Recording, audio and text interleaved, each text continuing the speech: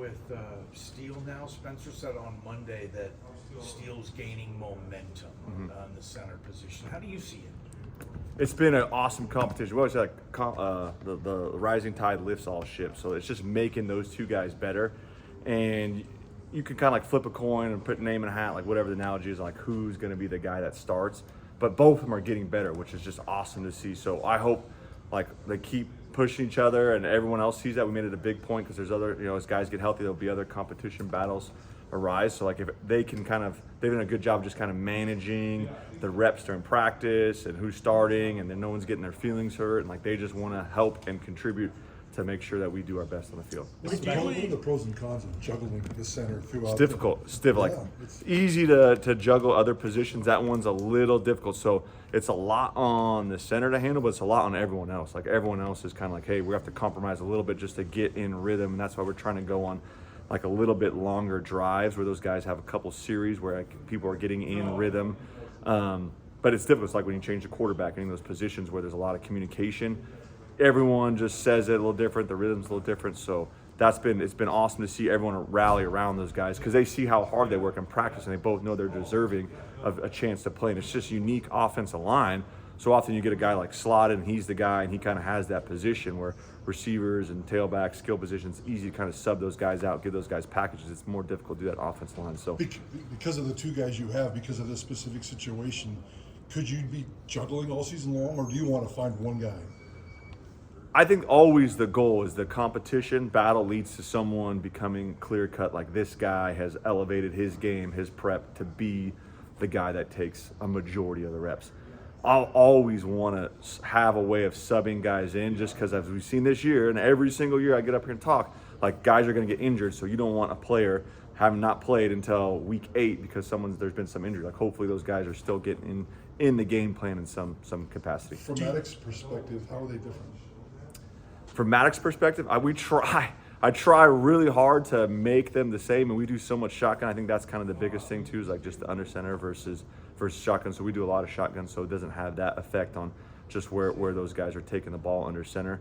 But I think he likes both those guys, and we try to again fold them in practice kind of seamlessly, so they both get reps, and you can't really tell like is it the blue group, is it the orange group, because those guys are just going back and forth. Do you try and set that rotation what it looks like before the game, or is it something that you kind of in the flow of the game you say, all right, now it's time for this guy to get in, or now it's time for that guy to get in? You always have to have a plan. Like you can't just go in blind, kind of like, because it's so emotional and there's so much energy and there's so much stuff going on. So like you always have to have a plan, but it's one of those things too, like we can plan, and then second snap of the Oregon game, a guy you thought was going to play a ton breaks his leg and is out, for an extended period of time. So it's that balance of planning without being too rigid. Our guys still have to be flexible and be able to make adjustments within the game. I know you guys aren't passing it, 40 times a game, but to give up as few sacks as you have, how impressive has the pass blocking been? That's one of those things that's always, O-line gets too much credit, too much blame. Like that has a lot to do with the quarterback being on time. That has a lot to do with the receivers, right? Running the right route, getting open. So if no one's open, there's a good chance we're going to get sacked a bunch because there's nowhere to go with the ball. So the receivers have done a great job of getting open. The tailbacks are, I'd say, that some of like the best in the country, just how much pride they take in pass protection, how good a job they do. So it's really fun. Even our young tailbacks, like that's not something a high school kid does a lot in high school, and our young tailbacks are going in there and doing a great job in pass protection. So it's one of those things where like it's awesome and we rally around that, and that's a big deal to protect the quarterback, but that's an 11-man operation. In terms of when you watch film and see some of the runs that Ashton has, how much of it is him, when he improvises some of those where it looks like, oh, this might be a 1-yard loss and it turns out to be a 60-yard touchdown, like does it ever continue to amaze you when you rewind on some of those runs? Or every time we're on the sideline and watch the iPad, I'm always like, whoa, like, and stuff. It was funny because there's a couple times in the game, as you guys watch the game, like I'm a little upset on the sideline with the O-line, and like, Coach, we just scored a touchdown. It's like, I know, but we're not blocking how we're supposed to be blocking this thing. Like that's all on Deuce right there. So it's always that, and I go way too far the other side, like of demanding perfection on the O-line and trying to make sure it's perfect. Like at the end of the day, like we're trying to be efficient at whatever the play is called, whether it's run or pass, and however we get that done, whether it's Maddox scrambling and finding an open guy or Deuce making a guy miss. Like we want our guys to play with confidence, cut it loose, trust their training, because they're trained at an elite level. Like we train these guys, so when it hits the blue and it's packed and there's a ton of energy and the lights are flickering, like the moment's not too big, they can just go trust it and cut it loose. Coach Rice, the basketball coach, always said it was easier to show film and get better after a win than a loss, even if it wasn't, just because the guys they won, so they're still good, but you can really focus on the points that need to be better. Is it like that on some of those runs maybe where they didn't block it perfect, but you still score, where it's like, okay, great, we scored, but look, we could be even better if we do something like that, Yeah, I think the nature of being like an O lineman, an O line coach is like, I just remember all the bad stuff that happens. Like, O line, what are O line stats?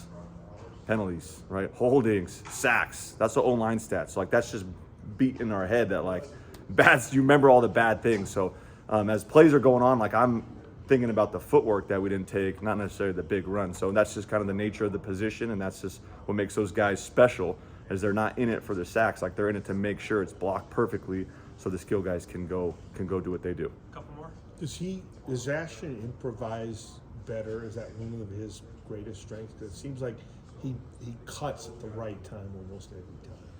Yeah, and I don't know if I would classify it as like he improvises. I think Coach Montgomery does a great job with all those guys of like he has those guys play the game before the game happens. Like so they can kind of anticipate those cuts. So as they're running and it may look like he's going in a straight line and like he's making that cut, like he sees it 2 steps before it happens.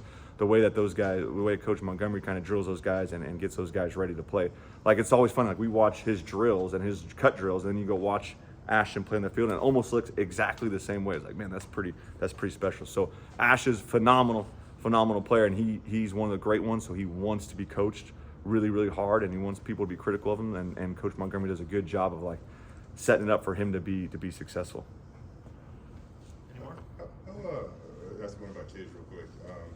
I was asking Dirk about him on Monday, and he just said that like every time he watches film, number 77 is just doing something good. How consistent is Cage been for you guys this year? He's like exactly what I want at left tackle. Is someone you're like, oh yeah, like that left tackle guy's pretty good, but like he's not flashy. You don't hear his name. There's no issues. Like he just kind of rides under the radar because he's doing his job at an elite level. Again, like O lineman, most of the time the guys that you think of are guys that kind of go up and down, have good plays, have bad plays. Like that left tackle spot, like we want that guy to be ultra consistent. He doesn't do anything special.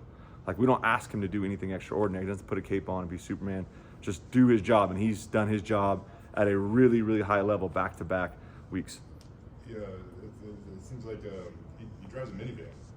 Kind of embodies that everyday work mentality, I guess. Or Yeah. I think that's something that happened before I got like OJ. He drove a minivan. Cage is driving a minivan. So I think that's Boise State's all about tradition. That's one of the O-line traditions is minivan for the left tackle. The also left tackle tradition here is you get to go play in the NFL, just like OJ, just like all the great left tackles that have come before here. So hopefully he's on that same trajectory. Why would a left tackle want to drive a minivan? A big dude, just comfortable, or what? Is there a reason behind it? You know? Have you ever been in a minivan? Minivan's pretty sweet. They don't look good from the outside, but they're very comfortable. They got all the buttons. He can fit his bike completely upright in the back without having to collapse it down. So he's married. He's a different guy. Cool. Thanks, Coach. He didn't like